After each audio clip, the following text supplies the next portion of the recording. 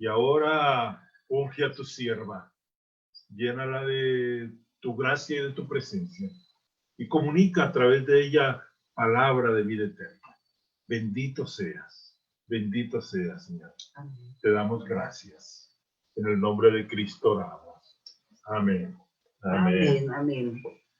Muy buenos días, que Dios les bendiga a todos, a todas, que el Señor nos dé en este día la palabra que cada uno requiere y necesita para su necesidad. Sé que así será. Y estamos tratando un tema ya hace varios domingos, como ustedes se habrán dado cuenta, que tiene que ver con la soberanía de Dios. Una doctrina por demás importante, tan importante que Calvino dijo que ese era uno, no dijo, sino que fue uno de los temas más tratados por él, la soberanía de Dios. Y hoy quiero hablar acerca de la soberanía de Dios y la oración, ¿sí? La soberanía de Dios y la oración. Ese va a ser el tema que vamos a trabajar hoy un poco. Y quiero hacerlo a la luz de la vida de Daniel, o no de la vida, sino más bien de un episodio de la vida de Daniel.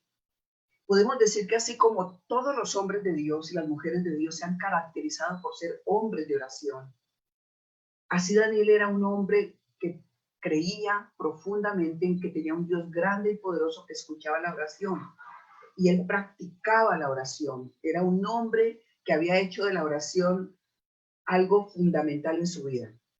En Daniel, el capítulo 9, del verso 1 al 3, y en todo este capítulo se encuentra la oración de un hombre de Dios, de este hombre que amaba a Dios, y por lo tanto oraba de una manera maravillosa. Dice, en el año primero de Darío, de Darío, hijo de Asuero, de la nación de los Medos, que vino a ser rey sobre el reino de los caldeos. En el año primero de su reinado, yo, Daniel, miré atentamente en los libros el número de los años de que habló Jehová al profeta Jeremías, que habían de cumplirse las desolaciones de Jerusalén en 70 años. Verso 3. Y volví mi rostro a Dios, el Señor, buscándole en oración y ruego, en ayuno, cilicio y ceniza.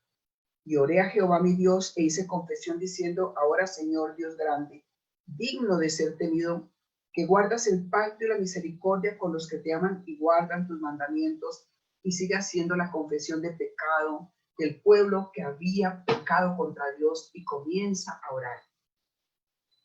Este era un hombre que amaba a Dios profundamente. Daniel se caracteriza porque desde su primera adolescencia le entrega su vida al Señor. Dios es una realidad para él. Él le da una prioridad a Dios suprema y por eso era un hombre de oración. Los profetas eran hombres de oración. El apóstol Pablo era un hombre que vivía profundamente su vida de oración. El Señor Jesucristo era un hombre de oración. Y según el capítulo 6 de Daniel, los oficiales del reino de Babilonia tenían celos de Daniel. Tenían celos de la posición tan alta que el rey lo había puesto y buscaban su caída al costo que fuera.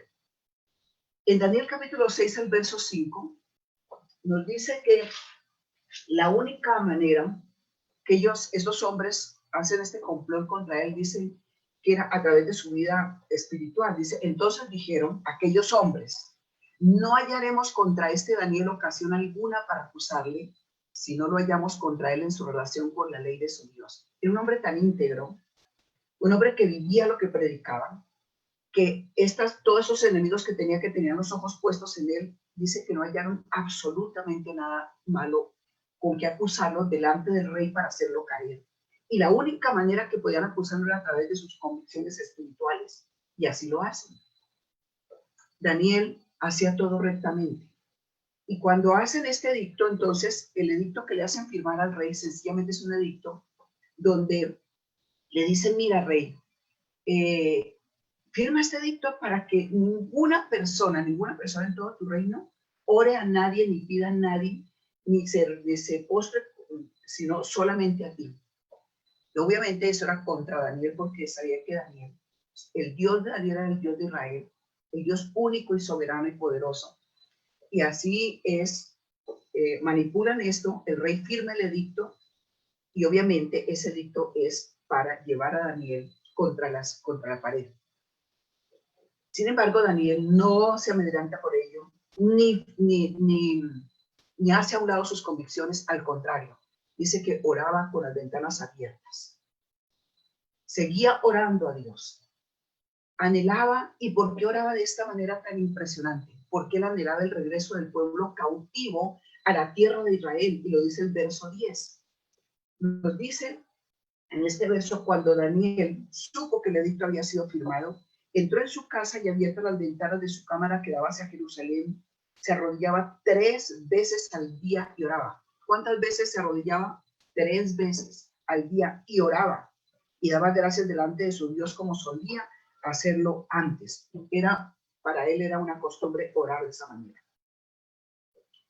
Daniel supo que ese edicto había sido firmado y sin embargo eso no le impidió ser un hombre de oración. El contexto histórico de este pasaje nos muestra que Israel había violado las normas de Dios y el juicio más severo había sido ser expulsados de la tierra prometida, como lo dice Deuteronomio capítulo 28, el verso 36 y 37. ¿Sí? En este capítulo, que en todo el capítulo nos habla de bendiciones y nos habla de maldiciones. Nos habla de cómo cuando uno cumple las leyes de Dios, vienen tremendas bendiciones sobre nosotros, pero cuando incumplimos las leyes del Señor, también vienen consecuencias que ahí le llaman maldiciones. Y fíjense ustedes en el Deuteronomio capítulo 28, el verso 36 y el verso 37, permítanme, yo lo leo. Aquí lo tenemos, aquí lo tenemos. Dice, Jehová te llevará a ti y al rey que hubiese puesto sobre ti a nación que no conociste, ni tú ni tus padres, y allá servirás a dioses ajenos y al palo y a la piedra, y serás motivo de horror, y servirás de refrán y de burla a todos los pueblos a los cuales te llevará Jehová.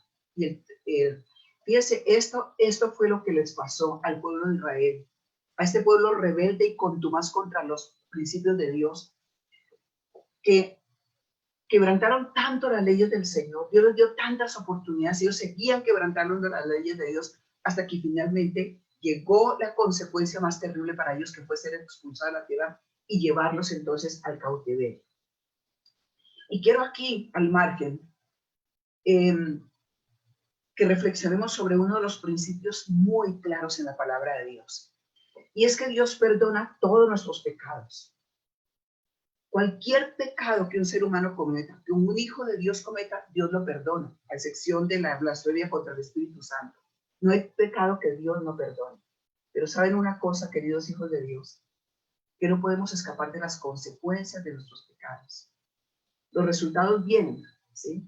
Usted puede fornicar, usted puede adulterar, usted puede mentir, usted puede hacer a Dios a un lado de su vida, puede seguir haciendo su vida. Y si usted se arrepiente, el Señor le perdona completamente, pero vivimos las consecuencias de nuestras conductas irresponsables. Y a veces aún manchamos a los que están a nuestro alrededor con esas conductas, salpicamos a otro con esas acciones que hemos cometido. ¿Ves qué principio tan importante para tenerlo en cuenta? El pueblo de Israel, volviendo al punto, ya no tenían posesión de la tierra preciosa que el Señor les había dado. El templo había sido destruido. Estaban sufriendo el exilio como consecuencia de su pecado. Estaban en cautiverio. Y es en esta situación que Daniel ora. En el capítulo 9 de Daniel, que les voy a pedir que por favor ustedes mucho más en este tiempo que estamos, pienso yo que de alguna manera bajo un juicio de Dios en el mundo entero, orar con este capítulo 9 de Daniel. Daniel esperaba la misericordia de Dios, la fidelidad que Dios tenía en guardar sus promesas, a pesar de esa circunstancia que estaban viviendo y aún sabiendo que lo estaban viviendo como resultado del pecado. La misericordia de Dios es la que le reclama al Señor, no le reclama, le pide. Esa misericordia que habla de los pactos de Dios con su pueblo. La fe y la esperanza de Daniel estaban en este Dios misericordioso. Entonces, cuando él ora, Daniel ya tenía 80 años en el capítulo 9.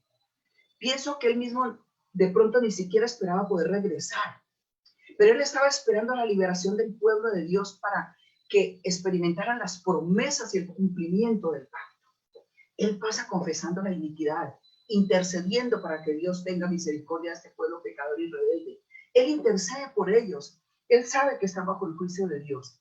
Y en Daniel, el capítulo 9, el verso 2, él dice así, en Daniel 9, verso 2, dice, y en el año primero de Darío, hijo de Asuero, de la nación de los Medos, que vino a ser rey sobre el reino de los caldeos, en el año primero de su reinado, yo, Daniel, miré atentamente los libros, el número de los años que habló Jehová el profeta Jeremías, que habían de cumplirse las desolaciones de Jerusalén, 70 años. ¿Cuántos años? 70. Dice que Daniel entendió cuando estaba leyendo a Jeremías que él había profetizado que pasarían 70 años bajo el juicio de Dios. ¿Y saben cuántos habían pasado en ese momento? 67. 67 años ya llevaban más o menos entre 67 y 68, que ellos habían sido llevados a Babilonia con todo el pueblo. Y entonces allí Daniel está leyendo a Jeremías. Y en el capítulo 29, el verso 10, allí está diciendo, porque Jehová de los ejércitos, perdón,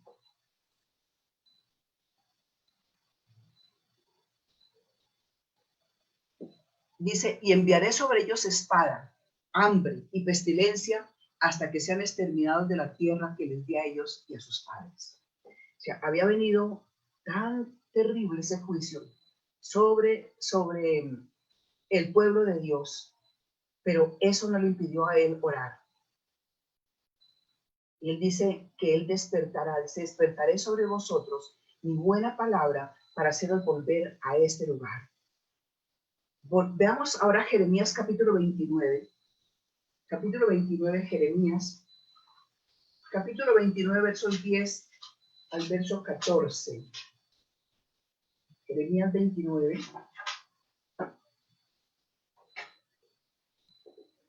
Verso 10 al 14. Dice, porque así dijo Jehová. Y esto era lo que estaba leyendo Daniel en ese momento que él hace oración. ¿Sí? Dice, porque así dijo Jehová, cuando en Babilonia se cumplan los 70 años, yo os visitaré y despertaré sobre vosotros mi buena palabra para haceros volver a este lugar. Porque yo sé los pensamientos que tengo acerca de vosotros, dice Jehová, pensamientos de paz y no de mal, para daros el fin que esperáis. Entonces me invocaréis y vendréis y oraréis a mí y yo os oiré. Y me buscaréis y me hallaréis porque me buscaréis de todo vuestro corazón. Y seré hallado por vosotros, dice Jehová. Y haré volver vuestra cautividad y os reuniré de todas las naciones y de todos los lugares a donde os arrojé, dice Jehová, y os haré volver al lugar de donde os hice llevar. Daniel está leyendo a Jeremías.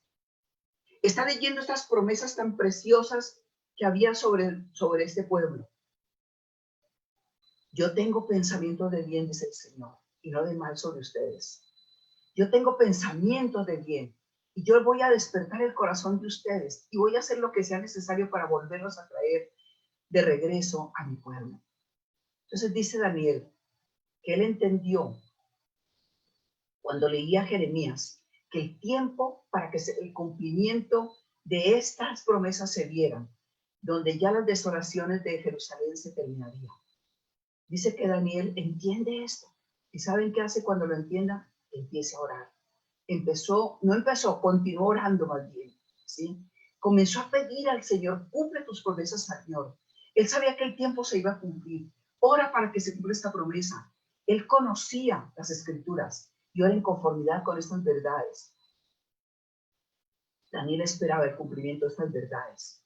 Y quiero traer algo importante en este texto que aplica al tema de la oración, ¿sí? Pero aclaro el punto principal de este texto. No, el punto principal de todo este texto no es la oración, sino la redención, especialmente sobre la profecía de los 77, que es la respuesta que Dios le da a Daniel en su oración sobre el tiempo. Pero aunque el punto principal no es la oración, quiero que comprendan que la oración tiene una gran importancia en los acontecimientos.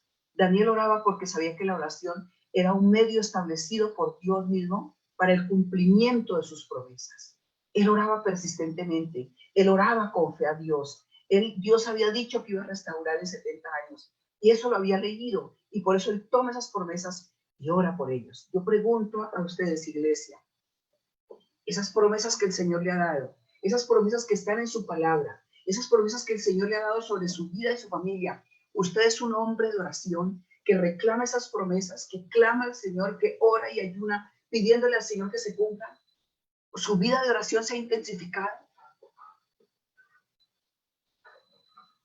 En Daniel capítulo 9, el verso 2, nos dice que en el año primero de su reinado, yo Daniel miré atentamente en los libros el número de los años que habló Jehová el profeta Jeremías. Y en el verso 3 dice, y volví mi rostro a Dios el Señor, buscando a Dios ¿en qué? En oración.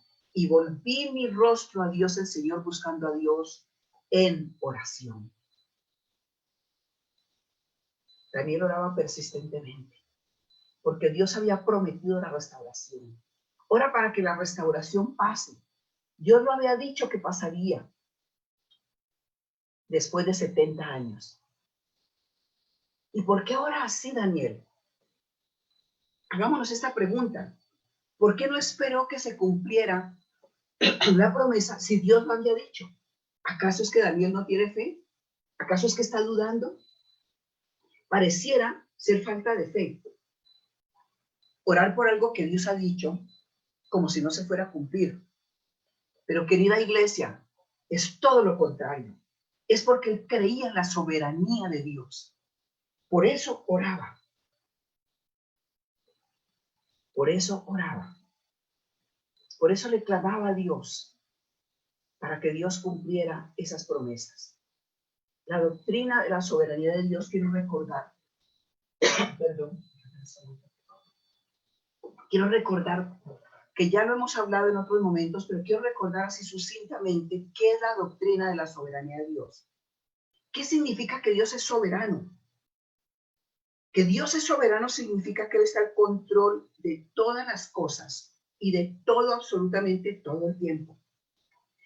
Que Dios es soberano significa que Dios ejerce y posee autoridad suprema, que ejerce y posee autoridad independiente, que Él no está sujeto a nadie, que no es influenciado por nadie, y que Dios tiene el derecho de hacer lo que quiera porque Él es el dueño. Dios hizo las leyes del universo. Que Dios es soberano significa que Él se gobierna a sí mismo y que no tiene que consultarle a nadie y que Él es suficiente en sí mismo. Que Dios es soberano significa que Él determina los acontecimientos del universo desde la eternidad hasta la eternidad y nada escapa a su control. Que Él determina el fin desde el principio y que nada lo toma por sorpresa. Muy brevemente, eso es lo que significa la soberanía de Dios. Daniel creía en esa soberanía. Y Daniel oró precisamente porque creía, porque tenía una sana teología en cuanto a la soberanía de Dios en la oración. Porque tenía fe en la palabra de Dios. Porque tenía una sana doctrina sobre la soberanía de Dios. Y eso lo animó a orar con más persistencia y a buscar el rostro de Dios, a orar con más fe. La soberanía de Dios, el que Dios tuviera control de todo y que supiera el fin desde el comienzo, no lo desanimó a orar, al contrario, lo animó a orar mucho más. ¿Y por qué digo esto? Atención, iglesia, escúchenme por favor. Algunos cuando empiezan a estudiar la doctrina de la soberanía de Dios, entran en un conflicto. Y dicen, si Dios es soberano, y si Él ya determinó lo que va a ocurrir en el futuro, ¿por qué debo orar? Si Él ya lo decretó, y si nada lo puede cambiar, ¿por qué debo orar? Y creo que es importante profundizar un poco más en este tema. La sana doctrina de la soberanía nos debe llevar a ser fieles a orar, no a ser infieles. Nos debe llevar a orar con más firmeza y con más fe. Creo que Daniel creía en la soberanía de Dios. Y él creía tan claramente y tan fuertemente que él mismo escribió en su libro una de las declaraciones más contundentes sobre la soberanía de Dios que ocurrió en el capítulo 4 de Daniel, versos 34 y 35, donde no es él el que está hablando, sino Nabucodonosor, este soberano, soberanísimo que se creía el dueño de todo. Y miren lo que dice en este texto. Daniel capítulo 4, versos 34 y 35. Daniel 4, versos 34 y 35. Dice, mas al fin del tiempo, yo, Nabucodonosor, alcé mis ojos al cielo y mi razón me fue devuelta. Y bendije al Altísimo y alabé y glorifiqué al que vive para siempre, cuyo dominio es sempiterno y cuyo reino es por todas las edades. Aquí dice que Dios hace su voluntad en todo y en todos. ¿Recuerdan a este soberano Nabucodonosor? Que por encima de él no había nadie, que él se creía el rey absoluto. Y resulta que el Señor dice, sobre ti va a venir esto y esto que te llevará a ser como un animal, y vas a estar tanto tiempo, y vas a perder tu razón, y vas a perderla de tal manera que te vas a volver como un animal. Y después de tanto tiempo vas a recobrar la razón, y etcétera, etcétera. En este capítulo está todo lo que pasó con este rey que se creía el Todopoderoso. Y luego al final, ¿qué pasa todo eso? Él dice, más al fin del tiempo, yo, Nabucodonosor, alcé mis ojos al cielo y mi razón me fue devuelta. Y bendije al Altísimo y alabé y glorifiqué al que vive para siempre, cuyo dominio es sempiterno y cuyo reino por todas las edades. Y luego termina ahí diciendo, él hace su voluntad en todo y en todos. Fíjense que este mismo concepto lo tenía muy claro el apóstol Pablo.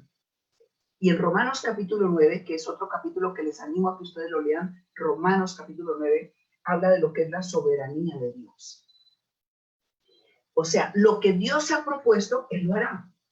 Nadie puede frustrar los planes eternos de Dios. Y aquí hay un rey pagano que Dios lo utiliza a Darío para hacer cumplir su voluntad soberana. Dios puede utilizar al que sea, cuando sea y como quiera, para que su plan se cumpla. Daniel creía que si Dios había dicho que su pueblo regresaría en 70 años, así pasaría. Y por eso oraba, por eso oraba. La soberanía de Dios nos debe motivar y animar a orar más, no menos. Y quiero compartir al menos 4 razones que nos deben animar a orar dentro de esa soberanía de Dios. La primera razón que nos debe animar a orar, porque Dios es soberano, porque Él conoce el fin desde el principio, es porque su soberanía garantiza que nada escapa a su control. Primera razón. Su soberanía garantiza que nada escapa a su control. Esa es una de las razones que nos deben animar a orar.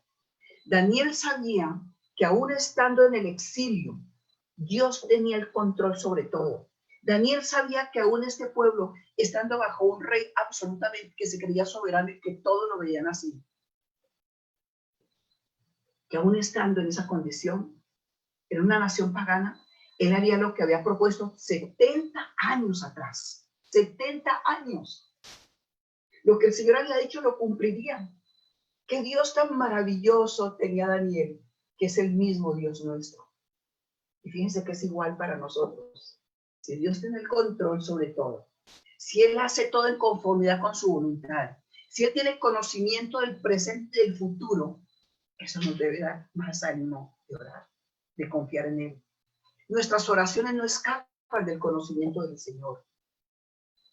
En Mateo el capítulo 6, versos 7 y 8, Mateo capítulo 6, versos 7 y 8, termina esta frase diciendo, este texto diciendo, vuestro Padre sabe de qué cosas tenéis necesidad antes que vosotros la pidáis. Quiero leerlo, o leámoslo más bien, que ya me lo colocó, dice, y orando, no uséis vanas repeticiones, está hablando Cristo mismo. Dice, y orando, no uséis vanas repeticiones como los gentiles que piensan que por su palabrería serán oídos. Y el verso 8, no os hagáis pues semejantes a ellos, porque vuestro Padre sabe de qué cosas tenéis necesidad, ¿cuándo? Antes que vosotros las pidáis. Qué cosa tan bella. Antes que vosotros las pidáis. Antes que tú y yo pidamos algo, Él ya sabe. No tengo que manipularlo. Él ya lo sabe todo. ¿Y saben qué significa eso? Soberanía de Dios. Y eso me debe animar a orar. los incrédulos o los cristianos cínicos pueden llegar a decir, y si Él lo sabe, entonces ¿para qué oro? Y si Dios ha determinado lo que va a hacer, ¿para qué me esfuerzo? Pero eso no es lo que Dios dice. Su previo conocimiento debe ser motivo de confiar en la bondad y la fidelidad de Dios. El saber que Dios tiene previo conocimiento de todo debe llevarme a confiar más en el Señor, a confiar más en su bondad y en su fidelidad. Y este es el punto número 1. Y ahora el punto número 2. La soberanía de Dios me anima a orar, porque si Él es soberano, Él no es solo soberano en el fin, sino también en los medios que Él usará para que ese fin se cumpla. Repito, Él es soberano, no solo en el fin, sino también en los medios que Él usará para que ese fin se cumpla. Y lo explico de esta manera. Fíjense, Daniel sabía las promesas sobre el regreso de Israel a la tierra prometida y que 70 años ocurriría eso. Y por eso él oraba. Y él sabía que él iba a utilizar todas las oraciones de todos los piadosos como respuesta, y que como respuesta más bien a sus oraciones, el Señor permitiría que regresaran al pueblo. Dice, por eso yo oré, y por eso ayuné, y por eso le clamé al Señor. Nada pasa fuera de los decretos de Dios. Dios es inmutable, Él no cambia. Y Él es soberano en las causas primarias y en las causas secundarias. Estas son cosas teológicas, ¿cierto? Pero no son tan difíciles de comprender. Causas secundarias, ¿qué significan? Consiste en los medios que Dios utiliza para llevar a cabo lo que Él ha decretado. O sea, Dios ha decretado que Israel regresara a su pueblo, regresara a la tierra prometida. Y esa es la causa primaria o el fin, ¿sí? Dios había decretado que el pueblo, después de que pasaran 70 años, regresaría a la tierra prometida. Y esa es la causa ¿qué? Primaria. ¿Y cuál es la causa secundaria? La oración. La oración de Daniel y de todos aquellos que tenían un corazón para Dios y que le clamaban al Señor. Las causas secundarias también son parte de la soberanía de Dios. Si las causas secundarias no pasan, tampoco pasará el fin. Y lo quiero ilustrar de otra manera. Tal vez no en el contexto de la oración, sino en el contexto del evangelismo. Dice en Romanos capítulo 10, el verso 13, Romanos capítulo 10, el verso 13, dice que todo el que invocare el nombre del Señor será salvo. ¿Sí? Porque todo aquel que invocare el nombre del Señor será salvo. ¿Cómo pues invocarán a aquel en el cual no han creído? ¿Y cómo creerán en aquel de quien no han oído? ¿Y cómo oirán sin haber quien les predique? Déjame ese texto ahí, por favor. Dice, todo el que invocar el nombre del Señor será salvo. Pregunto, ¿sería posible que alguien fuera salvo sin creer en Jesucristo? Seguro que no. Y en el verso 14 dice, pero ¿cómo oirán sin haber quien les predique? Y esto aplica a las causas secundarias. ¿Qué vemos aquí? Que el escogido no será salvo a menos que alguien le predique. Y esto aplica a este punto que estoy mencionando. A menos que nosotros no lo evangelicemos, esta persona no va a confesar a Cristo como su Señor y su Salvador. Querida iglesia, por favor, atención a esto. Puedes quitarme ya el versículo. Tu evangelismo es el medio que Dios utiliza para la salvación. La causa principal es la salvación del no cristiano. Pero a menos que alguien les comparta de Cristo, de cómo tenerlo en su corazón, de cómo arrepentirse de sus pecados, de cómo recibir la salvación y la vida eterna por fe, esa persona no será salva. Él coloca en tu corazón la necesidad de hablarle del evangelio. Él coloca en tu corazón la necesidad de orar por esa persona, por ese vecino, por ese familiar. Él pone en tu corazón esa urgencia. Él te da el mensaje, te da el deseo, te coloca la necesidad de orar y te coloca la necesidad de ir y compartirle de Cristo. Te coloca la necesidad de ir a invitarlo. Asiste a la iglesia, te invito el próximo domingo, conéctate. Ven a la reunión de matrimonios, mira, tengo esta invitación para ti. El Señor usa todo eso. Esas son las causas secundarias. Mucho cuidado, querida iglesia del Señor, con lo que se llama el fatalismo, que es una herejía. Y ese fatalismo, que es una mala interpretación de lo que es la soberanía de Dios, hace que algunos cristianos digan, entonces, ¿para qué oro? ¿Y para qué evangelizo si lo que será, será? Cuidado con esa creencia falsa, de que si Dios lo ha determinado, no tengo que esforzarme en orar, ni tengo que esforzarme en evangelizar, que a fin de cuentas, los redimidos serán redimidos independiente de que yo evangelice por evangelice. No es así. La palabra de Dios dice que debemos orar, que debemos evangelizar para que se cumplan sus promesas. Tú puedes decir, eso no lo entiendo. Yo no lo entiendo mucho tampoco. Pero el Señor lo ha determinado, que esas oraciones y ese evangelismo son esenciales para que sus propósitos eternos se cumplan.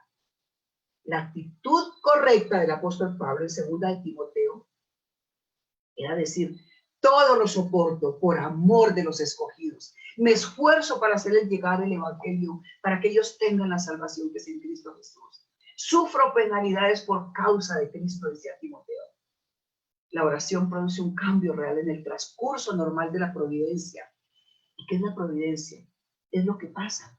La oración puede cambiar lo que pasaría, que si no fuera por esa oración no ocurriría. Querido hijo de Dios, querida hija de Dios, su oración no es en vano. Su oración no es en vano. No estoy diciendo que nuestra oración cambie el decreto eterno de Dios, ni más faltaba, sino más bien que el decreto eterno de Dios engloba todo lo que va a pasar en la providencia de Dios. Fíjense un ejemplo tan claro. Jesús le dijo a Pedro, Satanás te ha pedido para zarandearte, Pedro, ¿recuerdan eso? Pero yo he orado, le dijo Jesús, para que tu fe no falte. Le dice que va a caer, que él lo va a negar. Y eso lo sabía Jesús. Pero aunque ya lo supiera, ¿qué le dice? Voy a orar por ti. Pero yo voy a orar por ti, para que tu fe no falte. Los discípulos estaban durmiendo. Y Jesús les dice que oren. En Marcos 14:38. Marcos 14:38 dicen, oren. Oren para que no caigan en tentación. Oren para que eso no pase. Oren porque si ustedes oran, las causas secundarias pueden cambiar. Oren para que no caigan en pecado. Todos los días yo coloco en oración la vida de mis hijos, de mis nueras y de mis nietos. Todos los días le pido al Señor, guárdalos, Señor, de deshonrar tu nombre. Líbralos, Señor, de pecar contra ti. Dale la inmensa bendición de un corazón temeroso de Dios. Todos los días oro por mí, por Aicato, en ese sentido también. Líbrame, Señor. Todos los días oro por la iglesia. Señor, guárdales de caer en la tentación, de deshonrar tu nombre, de desconfiar de ti, de poner sus corazones donde no deben estar. Guárdalos, Señor, guárdanos. La Biblia dice que la oración produce cambios. En Santiago capítulo 5, dice que la oración eficaz del justo puede mucho.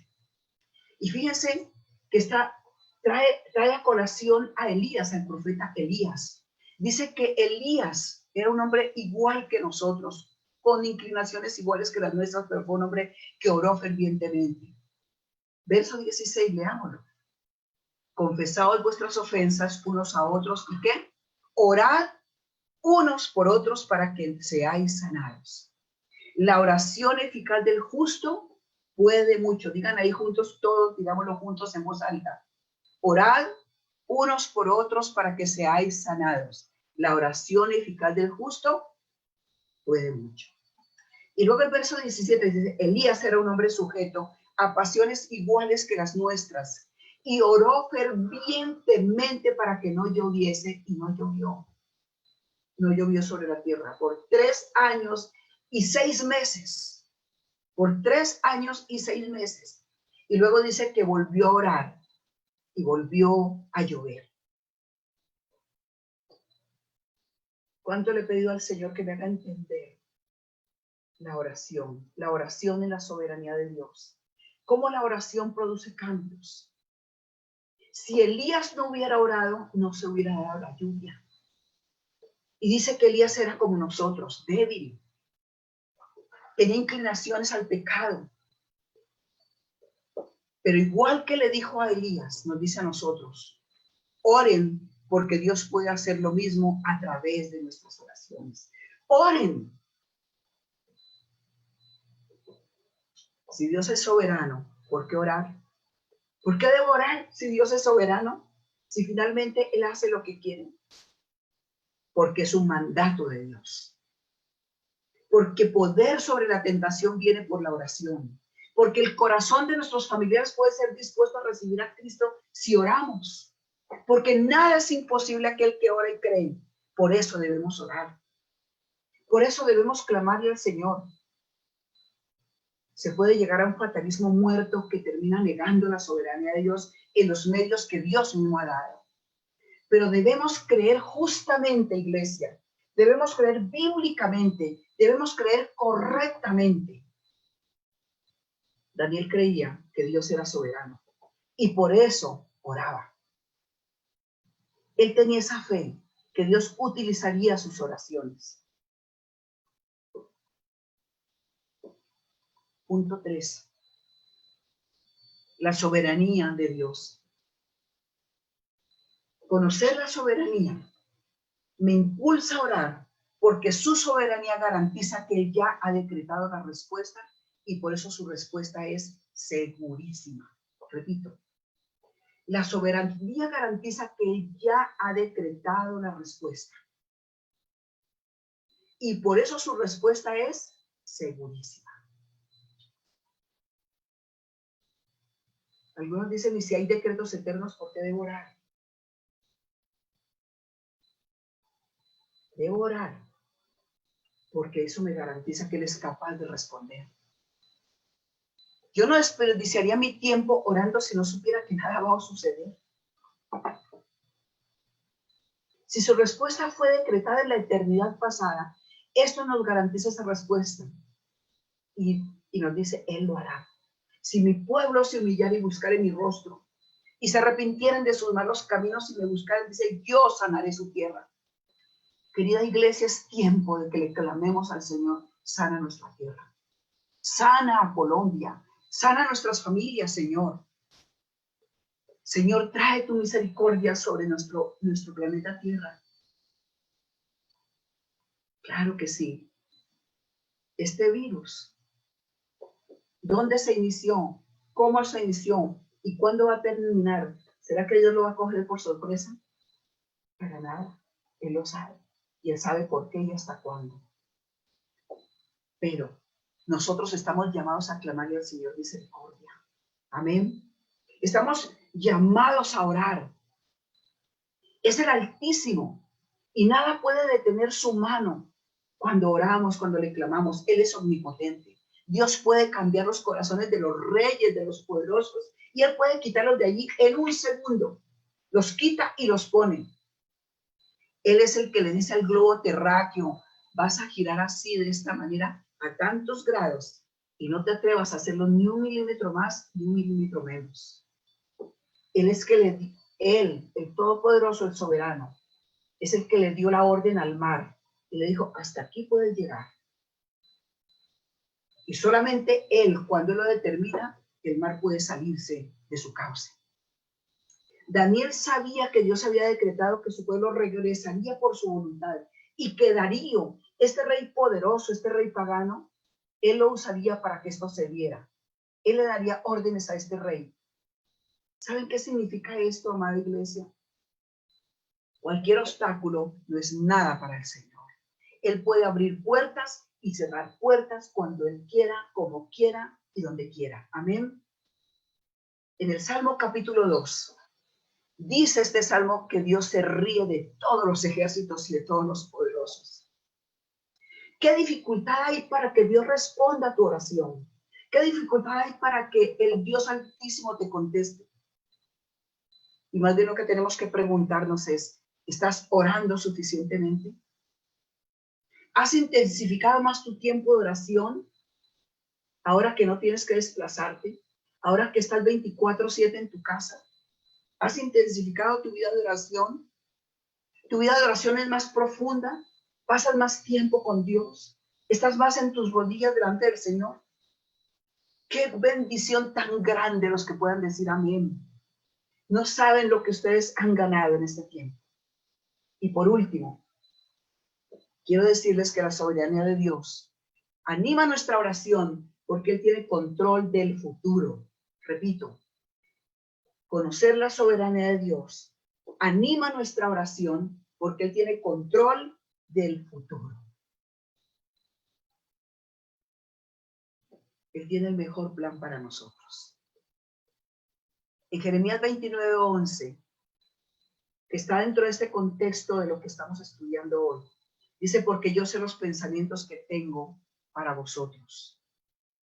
Dice Jehová, pensamientos de paz y no de mal, para daros el fin que esperáis. ¿Sí? Dios para sus hijos tiene un plan maravilloso. Dios para cada uno de sus hijos tiene un plan y un propósito maravilloso para sus vidas. Y usted se pregunta, ¿cuáles son esos planes y cuáles son esos propósitos? Y a veces de pronto piensas que no es cierto porque horas y horas y Él no te ha respondido. O porque no te responde como tú pensabas y como tú querías que te respondiera. ¿Acaso es que la oración es un fracaso? ¿Acaso es que todo esto que hemos visto es mentira? No. Solo sería un fracaso si el objetivo de tu oración fuera darte regalos mágicos como la lámpara de Aladino. ¿Qué piensas de un papá muy rico que tiene de sobra, que es un potentado, al que su hijo de 14 añitos le pide un Lamborghini? Y el papá no se lo da. Y le dice, papá, pero si tú tienes dinero de sobra, si tú eres un potentado, si puedes darme ese carro, ese es el mejor para mí. Papá, ¿qué te cuesta? ¿Qué te cuesta darme un Lamborghini? ¿Por qué no se lo dan? Porque no sabría usarlo bien. Porque no lo va a cuidar bien. Porque algo de tanto valor no lo va a cuidar como debe cuidarlo. Porque sería una responsabilidad de ese padre darle a un chico de 14 años algo así. Su papá sabe que no es lo mejor para su hijo.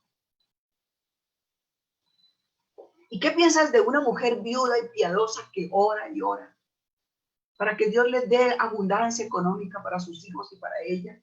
Porque pasa necesidades, pero Dios no le contesta.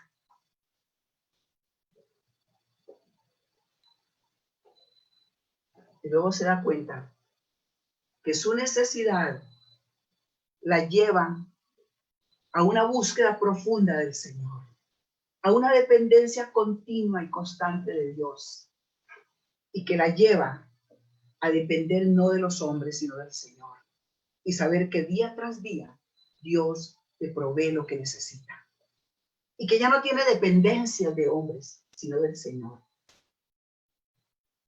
¿Qué pasa con un joven cristiano que ora y ora porque quiere servir al Señor de tiempo completo? Pero pasa el tiempo y las puertas no se abren. Y su oración es, concédeme, Señor, el poder servirte de tiempo completo. Concédeme, Señor. Pero sigue trabajando en un trabajo secular. Y él piensa que está desperdiciando el tiempo. Pero el Señor lo está guardando, protegiendo. ¿Por qué?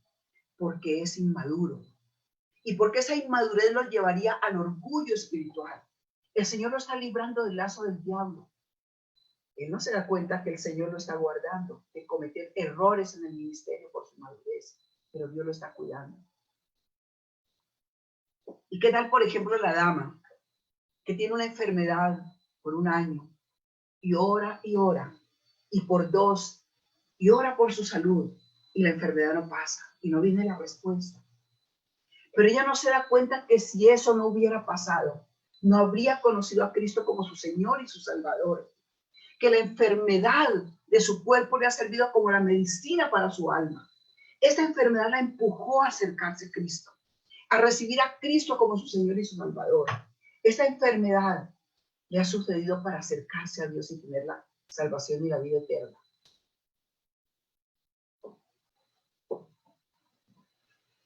¿O qué tal con un hombre que es diligente en su trabajo, que es un hombre de principios, es un hombre cristiano, que sabe que en su empresa van a dar un ascenso a los que son responsables, a los que son pilos, a los que son honestos, a los que son esforzados? Y él ora y ora para recibir esta promoción. Él piensa que esa promoción le servirá para servir mejor al Señor y para dar más para su obra. Pero llega el momento y se le dan a un hombre irresponsable, incumplido, mentiroso, mujeriego. Y dice, pero ¿por qué, Señor? Pero este hombre, hombre piadoso, no sabe que Dios lo está guardando de la codicia, que lo está protegiendo del amor al poder, que Dios lo está protegiendo del amor al dinero. Raíz de todos los males, el amor al dinero. Y que eso lo apartaría del Dios vivo. Que Dios no le respondió porque eso lo llevaría a perder su hogar. Y por eso Dios no le abrió esa puerta. Que Dios tiene un propósito para el mejor. Y podría seguir con muchos y muchos y muchos ejemplos. Dios tiene un propósito para nosotros. Y ese propósito no necesariamente es que vivamos nuestros sueños en este mundo. Muchas veces Dios permite que sacrifiquemos cosas que nos parecían indispensables por algo que realmente es indispensable. Ese propósito está en Romanos capítulo 8, 28 y 29. Y fíjense ustedes que el verso 29, que casi nunca lo estamos hablando con mucha frecuencia, está explicando el verso 28. El 29 explica el 28. Miren lo que dice, que ya muchísimo lo sabemos de memoria porque nos encanta. Dice, y sabemos que a los que aman a Dios, todas las cosas les ayudan a bien. Esto es, a los que conforme a su propósito son llamados. Y miren la explicación del 28. Porque a los que antes conoció, también los predestinó para que fuesen hechos conforme a la imagen de su Hijo, para que Él sea el primogénito entre muchos hermanos. Esto incluye la oración no contestada. Dice, los que conforme a su propósito son llamados. Incluso la oración no contestada es lo mejor desde la perspectiva de la soberanía de Dios para ti y para mí. Hay muchas oraciones que Dios no me ha contestado y que en el pasado no me contestó, aunque le pedí a Dios. En este tiempo, con todo el corazón le estoy diciendo, Señor, gracias, Señor. Gracias, gracias porque no lo hiciste. Porque si lo hubieras hecho como te lo pedía, en ese momento no sería la persona que soy. Mis hijos no estarían donde están. Señor, gracias. Dice, los que antes conoció, también los predestinó para que fuesen hechos conforme a la imagen de su Hijo, para que Él sea el primogénito entre muchos hermanos. Dios se ha propuesto formar a Cristo en nosotros. Dios tiene la perspectiva del futuro. Él ve la eternidad futura. Él ve el panorama amplio de todo el tiempo. Tú y yo solo podemos ver una partecita del presente, porque ni siquiera de mañana sabemos qué va a pasar. Dios está pensando en tu santificación, en la conformación del carácter de Cristo en ti. Dios está pensando en los valores eternos en tu vida. Suelta aquellas cosas que tanto te aferras, que se deshacen con el tiempo. Es aquí donde la soberanía, la supremacía de Cristo y la oración se juntan para la gloria de Dios. Por eso no te ha contestado. Por eso quizá llevas mucho tiempo orando y Él no te ha respondido. Está probando tu corazón, está probando tu fe, está sacando las impurezas de tu corazón, tus motivos equivocados. Por eso el Señor no te ha contestado como tú has pedido en el tiempo que has pedido. Pero Él está haciendo algo más grande. La soberanía de Dios nos anima a orar porque garantiza que el Señor siempre nos responderá de acuerdo a su voluntad perfecta y soberana, que es buena, agradable y perfecta. Quiero concluir con esto, amada iglesia. Debemos orar como si la salvación de los perdidos dependiera de nuestras oraciones. Debemos orar por la segunda venida de Cristo, como si su segunda venida dependiera de nuestras oraciones. Debemos orar por todo, como si todo dependiera 100% de nuestras oraciones. Debemos orar como si ser libres de la tentación y el pecado dependiera de nuestras oraciones. Pero a la vez debemos orar como si todo dependiera de Dios, porque todo depende de Él. Porque Él es confiable, porque Él es soberano, porque Él es omnipotente. Y esto nos enseña que debemos descansar en Dios. Cuando usted, amado hijo de Dios, amada hija de Dios, comprende un poco más la soberanía de Dios, esto debe llevarla a una comunión tan profunda con Él, a descansar en Dios, a orar descansando en Dios, a orar no con angustia ni con desesperación, sino con reposo y descanso en Dios, a orar profundamente, sometiéndose a su voluntad como nuestro Rey. Ay de nosotros si nuestra doctrina de la soberanía de Dios nos lleva a enaltecernos y no a humillarnos en nuestras rodillas. Oremos, iglesia. Que pasemos más tiempo orando. Que usted no digas que no tengo tiempo. Que usted se una a esos tiempos de oración que estamos teniendo a las 12 del día, a las 9 de la noche. Pero que usted inicie su día a las 5 de la mañana o 6 o 7 a la hora que usted esté iniciando su día, orando, buscando a Dios. Por favor, es tiempo que lo hagamos, porque la oración eficaz del justo puede mucho. Porque Dios es un Dios grande y poderoso que escucha la oración. Él merece ser glorificado por medio de nuestras oraciones. Les invito a que oremos. A que le digamos al Señor con todo el corazón: yo voy a ser un hombre o una mujer de oración. Gracias, Señor, por tu palabra. Le invito a que incline su cabeza, que cierre sus ojos. Si está cansado, póngase en pie. No se distraiga en este momento. No